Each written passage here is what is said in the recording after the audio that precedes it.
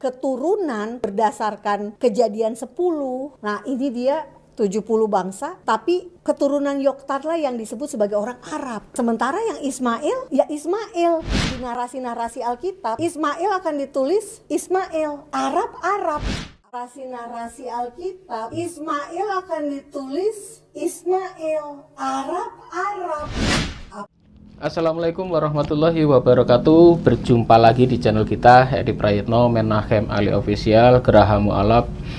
Dan pada malam hari ini kita kayaknya masih ditemani oleh Ustadz Menachem Ali. Assalamualaikum Ustadz. Waalaikumsalam warahmatullahi wabarakatuh. Ya, kayaknya malam hari ini kita masih membahas soal Israel, keturunan Ismail juga. Dan ini ada video menarik dari si Monik ya. Jadi Monik ini ada di sebuah channel YouTube. Dia mengatakan bahwasannya dia memang mengutip juga tanah wilayah yang dijanjikan oleh Nabi Ibrahim itu, yang tertulis di kitab Kejadian, bahwasanya tanah yang dijanjikan kepada orang Israel atau kepada Bapak Abraham, sebetulnya bukan untuk Israel ya, Bapak Abraham dan keturunannya, itu adalah mulai dari sungai Mesir sampai ke sungai Efrat. Dan dalam pembahasan selanjutnya dia mengatakan bahwasanya apakah orang Islam atau terutama keturunan Ismail atau orang Arab itu ada darah keturunan dari, maksudnya gini, apakah orang Arab itu ada keturunan darah dari Nabi Ismail? Dan dia mengatakan tidak. Nah, gimana ini Ustaz? Silakan Ustaz. Oh iya, Pak Edi sangat cermat ketika mencermati video yang ditayangkan oleh Diaspora TV kalau tidak keliru. Diaspora.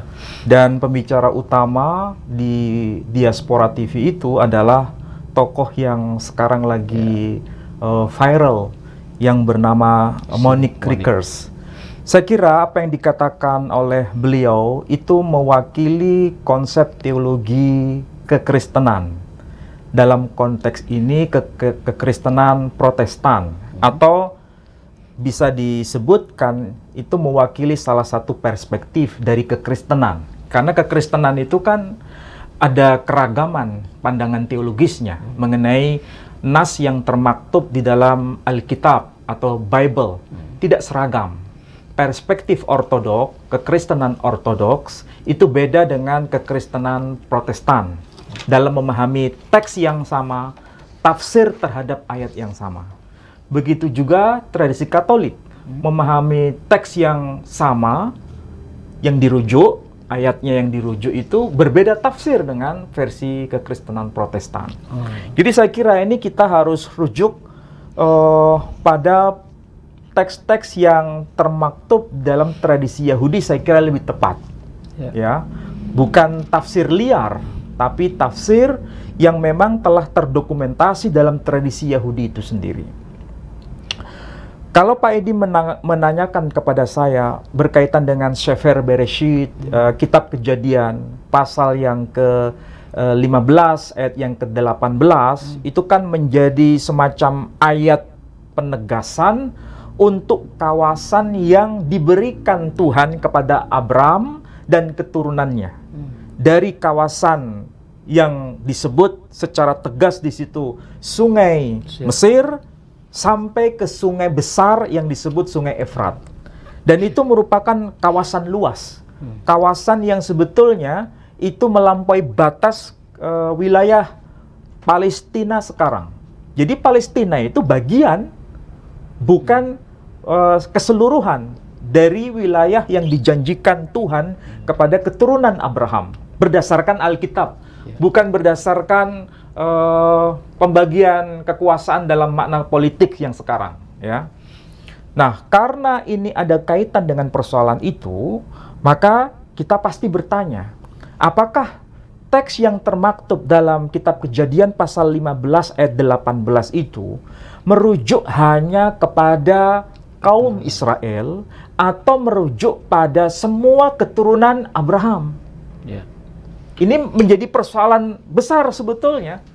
Karena kalau kita cermati, Pak Edi bisa cek misalnya di dalam kitab Kejadian pasal 25. Pak Edi bisa lihat dalam Alkitab bahasa Indonesia aja.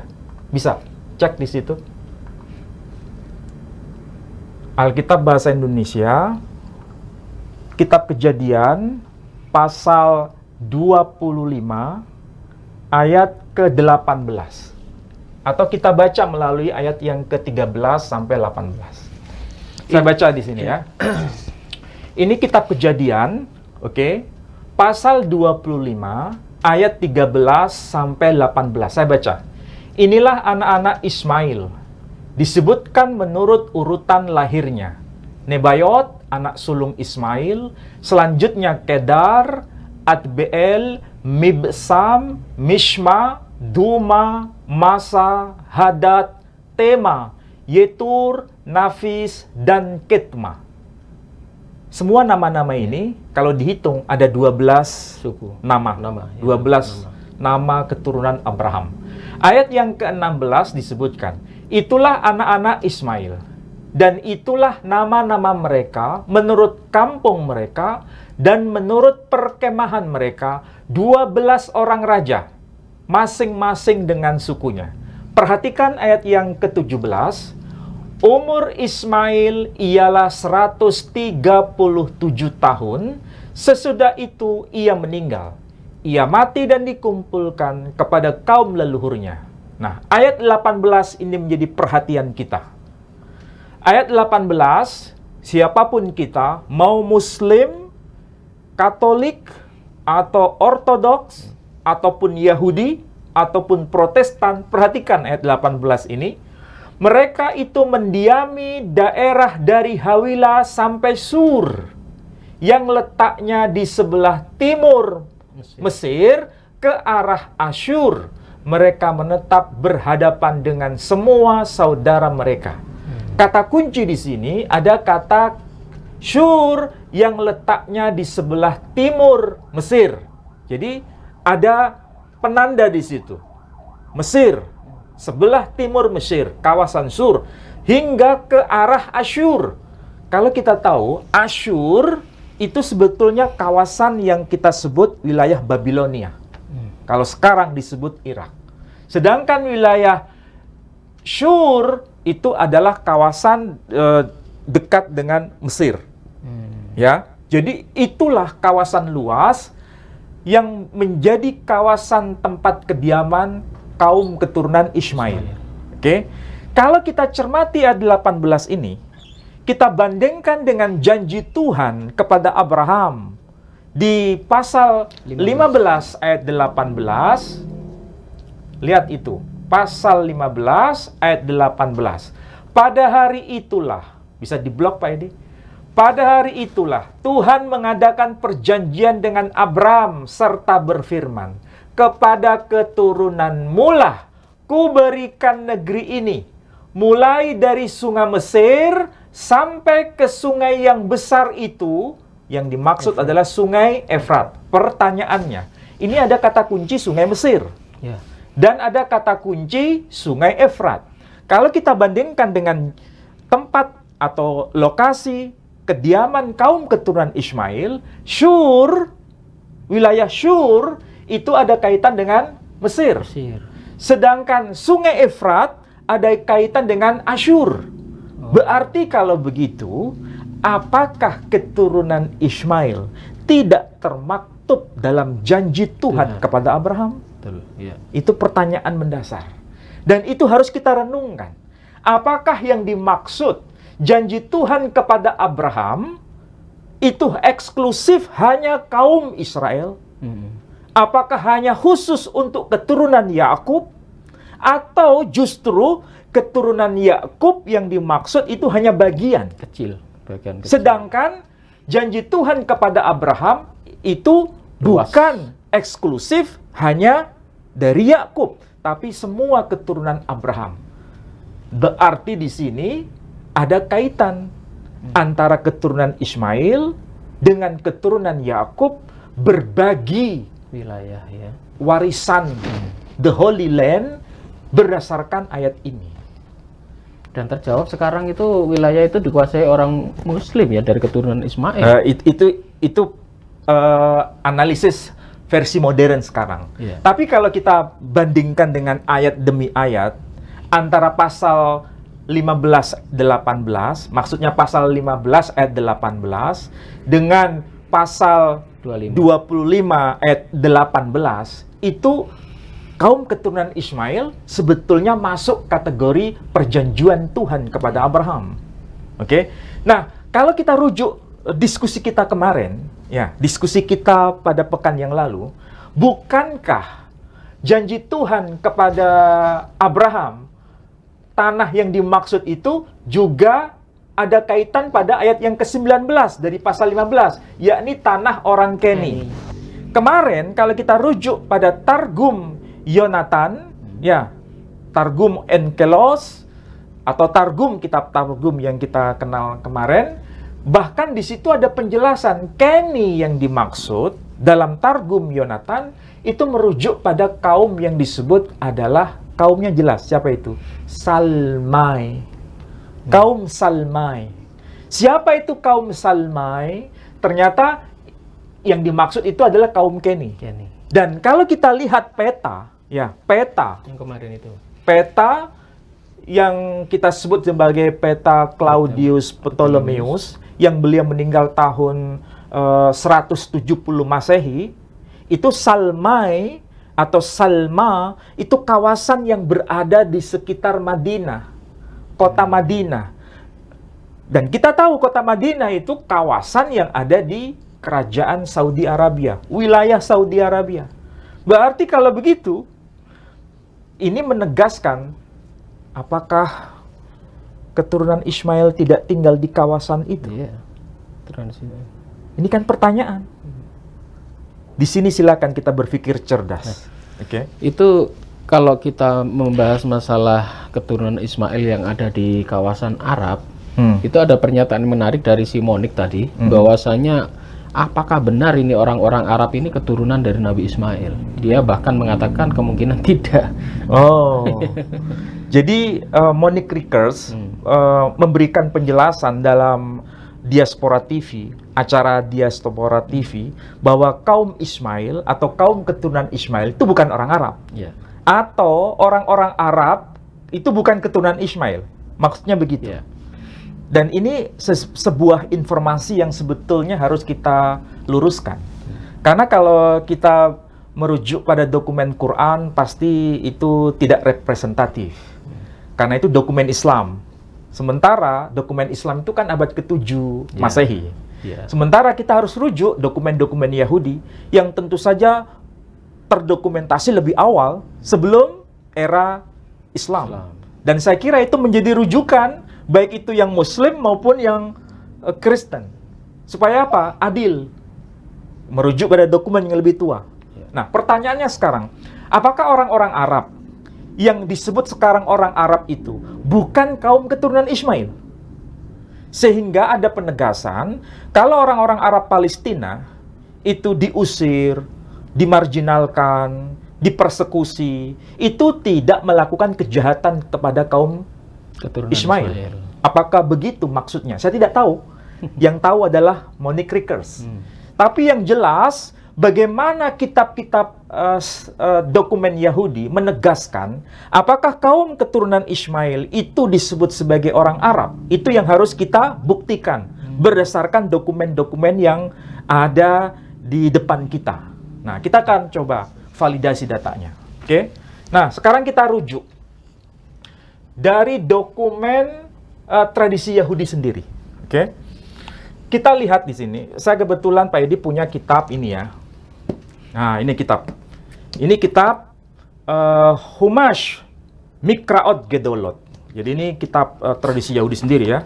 Humash Mikraot Gedolot. Di dalam teks ini bahasa Ibrani semua. Ya, bahasa Ibrani, dan itu sangat lengkap di sini. Cuma saya tampilkan di layar. Oke? Kita lihat di layar itu. Dari Humash Mikraot Gedolot, ini kitab standar dalam tradisi Yahudi. Dan saya kira ini menjadi rujukan saudara kita kaum Kristiani juga, karena teks Ibrani dari Tanakh, khususnya kitab Torah, dari Sefer Bereshit. Oke, perhatikan di sini ada Sefer Bereshit. Nah, di sini ada We'elle toldot le Yishmael. Maksudnya We'elle toldot Yishmael ben Avraham asher yalat Hagar. Maksudnya, inilah kelahiran Ismail putra Abraham asher tolda Hagar, yang telah dilahirkan oleh Hagar. Oke, perhatikan ayat yang ke-13. Tadi ayat yang ke-12 ya. Di sini disebutkan We'elle shemot bnei Yishmael. Kalau diterjemahkan, dan inilah nama-nama anak-anak Ismail, beshamotam, menurut nama-nama mereka. Letoldotam, menurut kelahiran mereka. Bechor Yishmael, anak tertua dari Yishmael, Nevayot, yakni Nebayot. Wekedar, dan juga Kedar. Weadbeel, dan juga Adbeel. Wemibsham, dan juga Mibsham. Wemishma, dan juga Mishma. Weduma, dan juga Duma. Umisha, dan juga Masha. Hadad, dan juga Hadad. Makanya ada marga yang disebut marga Al-Haddad. Nah, itu berarti terbukti nama itu telah eksis. Al-Haddad itu berdasarkan dokumen abad ke-3 sebelum Masehi, berdasarkan teks Qumran, dan muncul kata ini. Hadad, kemudian Wetema, dan juga Tema, Weyetur, dan juga Yetur, Wenafis, dan juga Nafis, Wekedma, dan juga Kedma. Jadi kalau begitu, ini nama-nama dari anak-anak Ismail. Di situ ada kata kunci, nama pertama Nebayot, nama kedua Kedar. Oke, perhatikan di situ Pak Edi ya.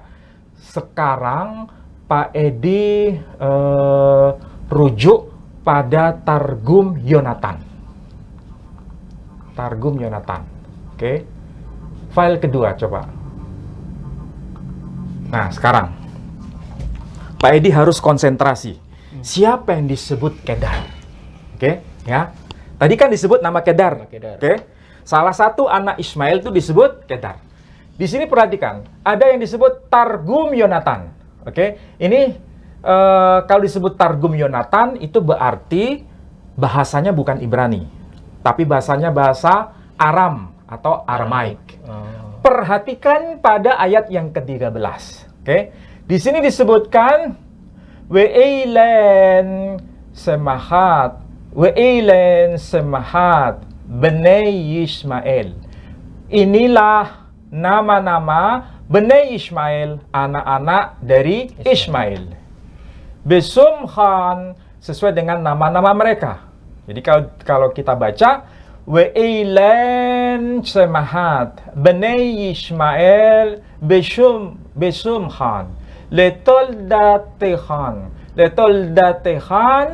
sesuai dengan kelahiran mereka, atau sesuai dengan urutan kelahiran mereka.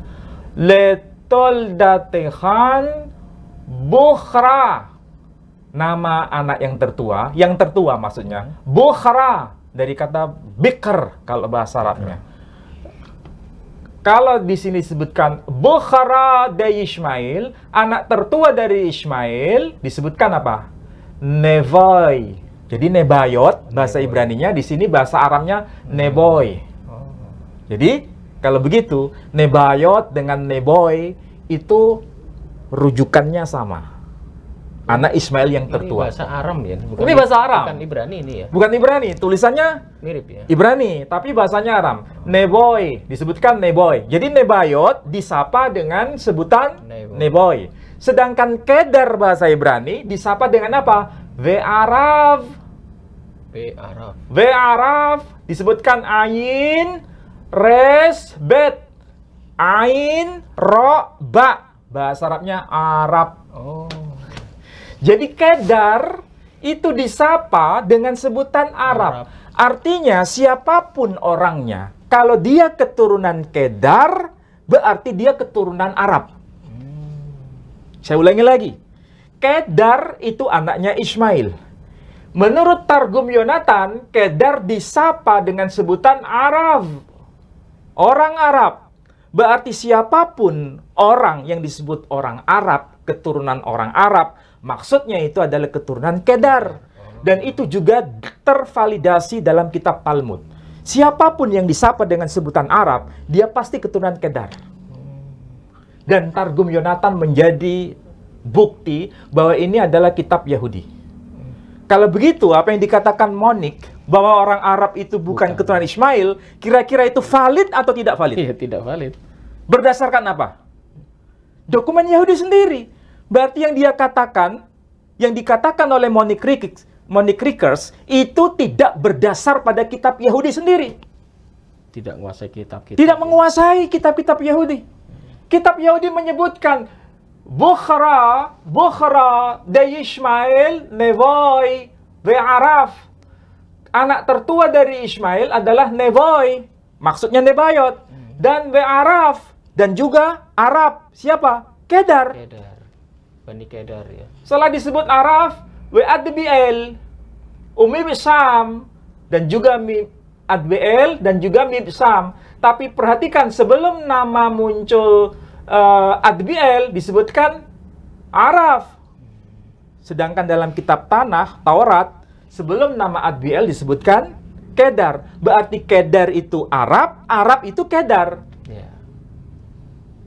Jelaskan ini? Betul. Berarti apa yang dikatakan Monik Rickers itu Asumsi. hanya sekedar alibi Asumsi tanpa bukti. Tanpa data. Ya. Tanpa data, hanya sekedar narasi tanpa bukti. Narasi sentimen. Ya, narasi politis yang tidak berdasarkan teks teologis. Ini kan teks teologis tradisi Yahudi. Oke? Ini tradisi Yahudi ya. Nah, sekarang kita rujuk teks tradisi Yahudi sendiri berdasarkan pernyataan rabi besar dari tradisi Yahudi. Nah, kita lihat. Saya tunjukkan kitabnya ini. Ini yang namanya At-Taurah At-Tafsir Al-Asli min Ma'ali Al-Hakam Sa'diyagan bin Yusuf Al-Fayyumi. Oke? Ini kitab ya. Nah, ini tuh kitabnya. At-Taurah At-Tafsir Al-Asli min Ma'ali Al-Hakam Sa'diyagan bin Yusuf Al-Fayyumi. Oke? Ini kitab Yahudi. Buktinya apa? Ini ada menorah. Gambar menorah. Gambar menorah kan tradisi Yahudi. Dan ini disebutkan, dikompilasi, diedit oleh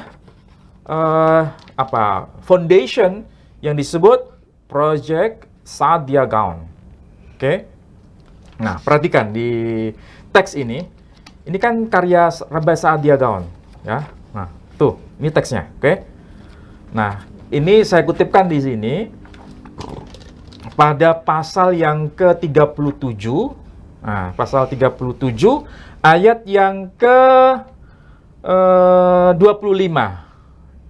Nah, sekarang kita lihat di layar, oke? Sama dengan apa yang tertulis di sini. Perhatikan ayat yang ke-25. 25. Oke. Ini tulisannya malah seperti Latin ya? Iya, oh bukan, ini angka Arab. Angka Arab. Ini angka Arab. Ini angka Arab, bukan angka Latin. Angka Latin tidak pernah ada. Perhatikan di sini. Ayat yang ke-25. Thumma jalasu liya'kulu ta'aman farafa'u uyunahum wa nadaru wa idza biqabilah a'rab ja'at min jaras. Jadi perhatikan, thumma jalasu, kemudian mereka duduk, liya'kulu, dan mereka makan, ta'aman, makan sebuah makanan ya. Farafa'u uyunahum, kemudian mereka mengangkat mata mereka, maksudnya mereka memandang. Wanadharu, dan mereka melihat. Faida biqabilah a'rab, dan apabila qabilah a'rab di sini, Tulis Arab ini ya? iya, a'rab, ja'at, datang. Jadi, dan apabila qabilah a'rab, kenapa di sini muncul kata a'rab? Arab. Siapa yang dimaksud a'rab di sini? Perhatikan bahasa Indonesianya. Tag bahasa Indonesia Pak Edi. Silakan, tag. Di mana? Lihat. bahasa Indonesia.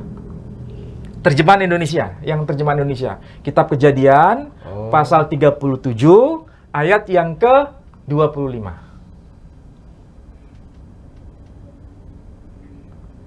Kitab Kejadian, pasal 37. 7, ayat 25.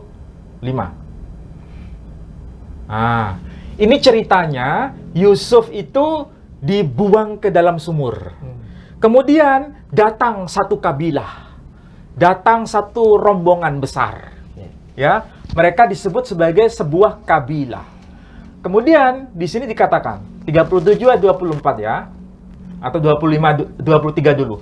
Baru saja Yusuf sampai kepada saudara-saudaranya, mereka pun menanggalkan jubah Yusuf, jubah maha indah yang dipakainya itu. Dan mereka membawa dia dan melemparkan dia ke dalam sumur. Sumur itu kosong, tidak berair. Ayat 25 menjadi perhatian kita. Kemudian duduklah mereka untuk makan. Ketika mereka mengangkat muka, kelihatanlah kepada mereka suatu kafilah. Ya, kafilah. Tadi kafilah itu kafilah.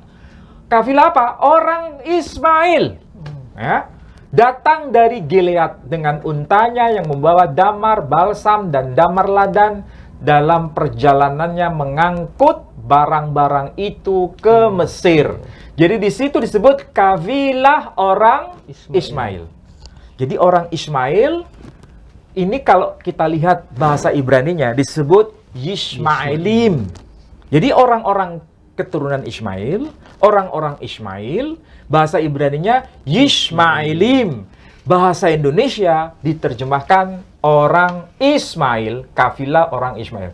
Tapi perhatikan tadi yang bahasa Arabnya tadi. Itu Rabi Saadia Gaon, rabi besar, ya, yang menjadi rujukan orang-orang Yahudi sendiri, rabi yang sangat terkenal dan jadi rujukan. Beliau menulis apa?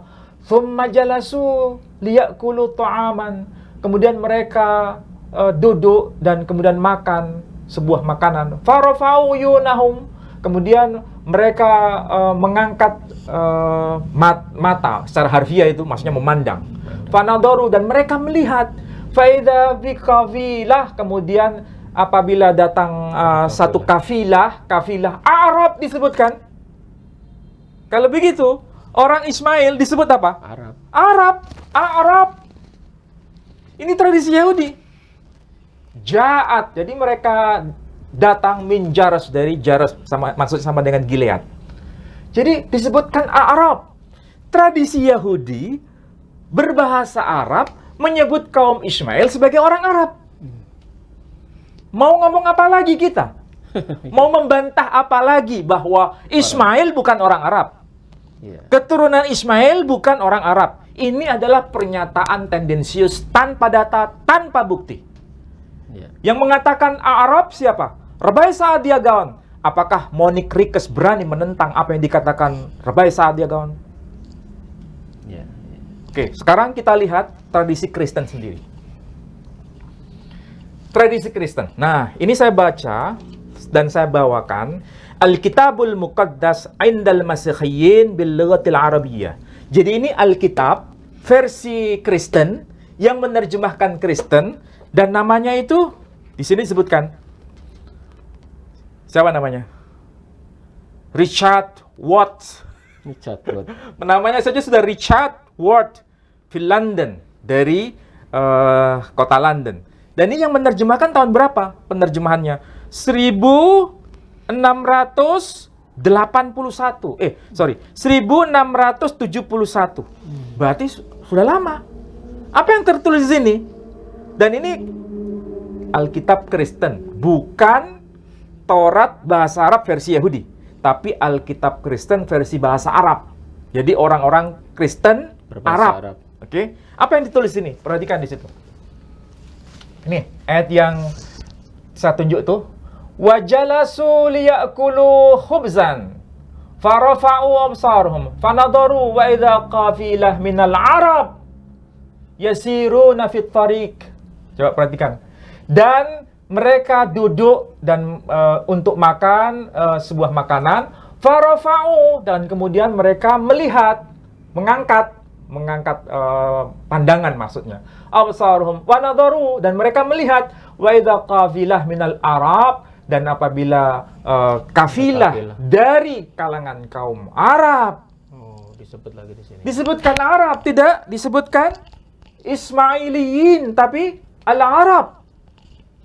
Jadi kalau begitu, orang-orang Arab di sini yang dimaksud sama dengan orang Ismail, kaum keturunan Ismail.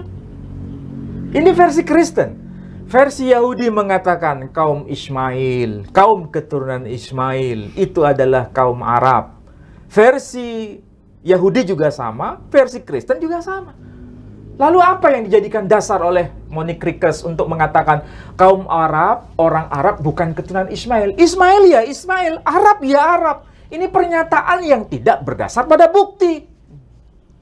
Berdasarkan anaknya Kedar tadi ya. Padahal Kedar disapa dengan sebutan Arab. Jelas kan? Nah, sekarang kita lihat tradisi Kristen yang barangkali ini semakin memberikan pencerahan bagi kita. Nah, ini kitab ya, Pak Edi. Ini kitab Al-Mawsu'ah Al-Kanisiyah li Tafsir Al-Ahdil Qadim Syarah Likulli Ayah. Ini ensiklopedia gerejawi, tafsir kitab perjanjian lama, komentari ayat demi ayat. Juz al-awwal, juz yang pertama, As-Sifr Ta'win, kitab kejadian. Ini bahasa Arabnya. Siapa yang ada di foto ini? Ini kan fotonya jelas toh. Foto siapa? Ulama Muslim? Bukan. Al-Baba. Disebutkan di siapa namanya? Al-Baba Tuwadrus Atsani, Gereja Ortodok Koptik. Ya, gereja tertua itu. Gereja tertua ini. Tuwadrus Atsani, Bapak Gereja, pimpinan tertinggi Gereja Ortodok Koptik.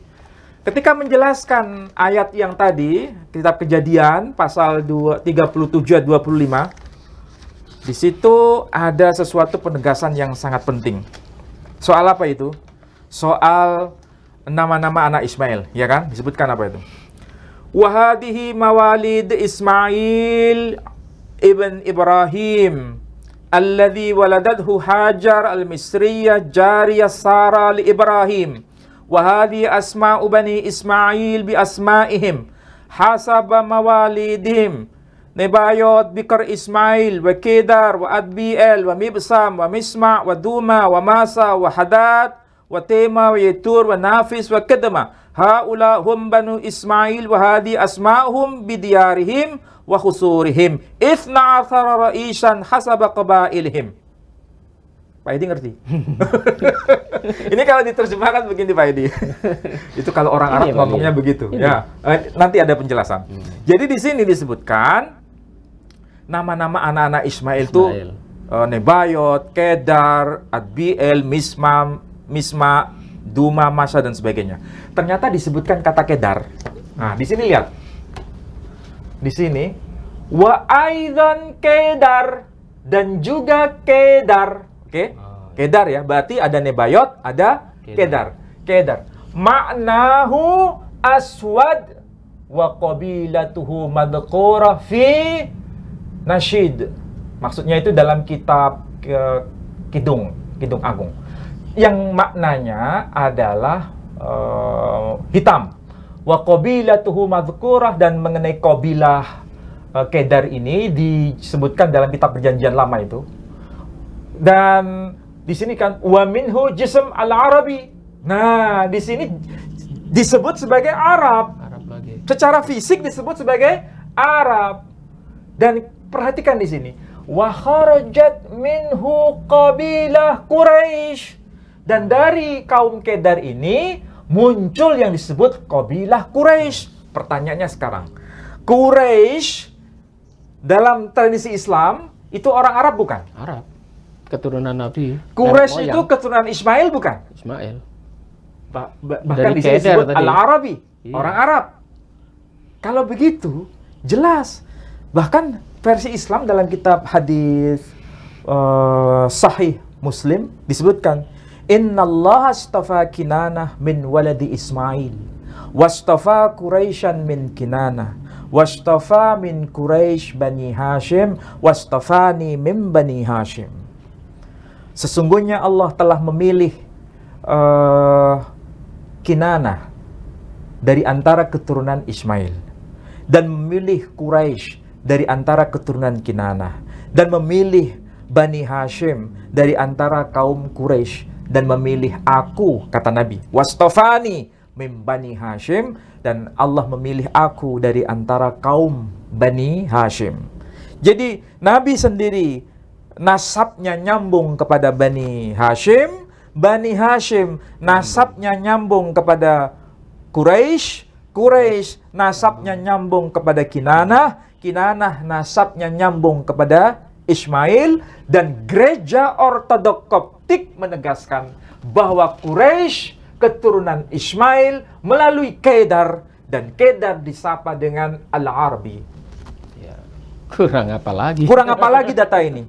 Data Kristen, Arab, mengatakan bahwa kaum Arab, kaum Ismail itu identik. Data tradisi Yahudi mengatakan Kedar disebut sebagai orang Arab. Lalu apa lagi yang harus saya sampaikan untuk mengatakan dan meyakinkan Monique Rikes bahwa orang Arab itu adalah kaum Ismail itu adalah orang Arab itu sendiri? Ya, kalau ada orangnya nggak bisa berkata-kata ini. Makanya sebetulnya kalau ini ada satu meeting dengan Monique Rikes, saya siap untuk bicara, tidak bicara politik, kita bicara dokumen. Dokumen tradisi Yahudi kita buka, tradisi Kristen kita buka, tradisi Islam kita buka. Tapi pernah ditanya dia bisa bahasa Ibrani nggak? Dia nggak bisa bahasa Ibrani. Ditunjukkan apa kitab-kitab Ibrani ya pasti dia nggak bisa baca. Ya, itu tergantung dari manusianya. Ya, gitu. Mau belajar atau tidak. Baik, saudara-saudaraku sekalian, ini Ustadz Ali saking semangatnya ya, sampai melongo saya. Gregetan mungkin, gemes mungkin deh. Ya, karena semua berbasis pada data. Oh, ada sesuatu yang lupa Pak Edi. Kita tahu ya, bahwa Raja Daud itu kan keturunan Israel. Dan di antara kaum keturunan Ismail, itu ada orang yang bernama Ovil Hayishmaili. Dalam kitab Tanah, Perjanjian Lama, disapa dengan sebutan namanya itu Ovil Hayishmaili. Mungkin Pak Edi bisa cek di kitab 1 Tawarikh pasal 27 ayat 30. 1 Tawarikh pasal 27 ayat 30. 27-30. Ini. Yang mengawasi unta-unta ialah Ovil, orang Ismail. Yang mengawasi keledai-keledai betina ialah Yehdea, orang Meronot. Perhatikan di sini. Yang mengawasi unta-unta di sini yang dimaksud untanya Nabi Daud, Raja Daud. Ya, untanya Raja Daud itu diawasi atau diberikan kepercayaan kepada seseorang yang bernama Ovil. Dia keturunan orang Ismail. Makanya dalam terjemahan Indonesia disebut Ovil, orang Ismail. Kalau kita lihat teks bahasa Ibrani-nya disebut namanya Ovil Hayishmaili. Orang-orang Ismail. Maksudnya Ovil, orang Ismail. Ovil, keturunan Ismail. Sedangkan dalam kitab Targum kitab kitab Tawarikh, itu namanya disebut Ovil Ha-Arba'ah. Ovil Ha-Arba'ah. Maksudnya siapa? Ovil Arba'ah. Ovil orang Arab. Oh, Arba'ah. Arba'ah. Ovil orang Arab. Orang Arab, orang Ismail sama. Itu.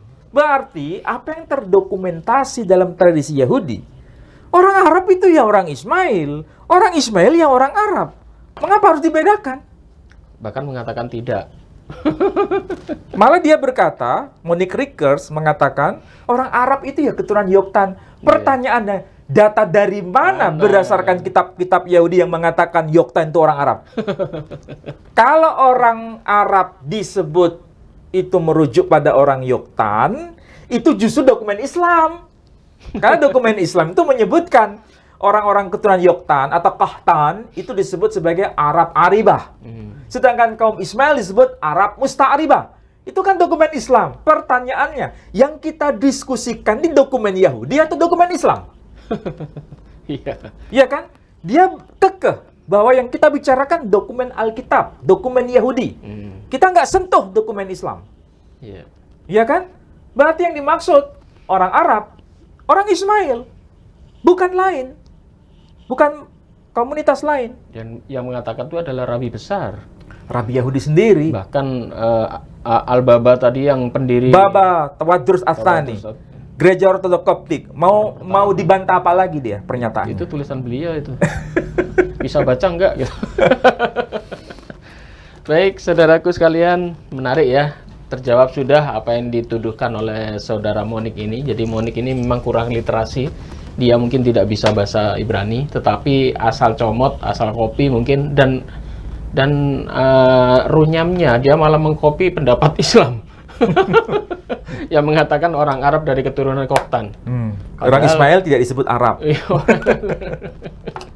Baik, saudara-saudara sekalian, jika tayangan ini bermanfaat, kami ingin dukungan Anda.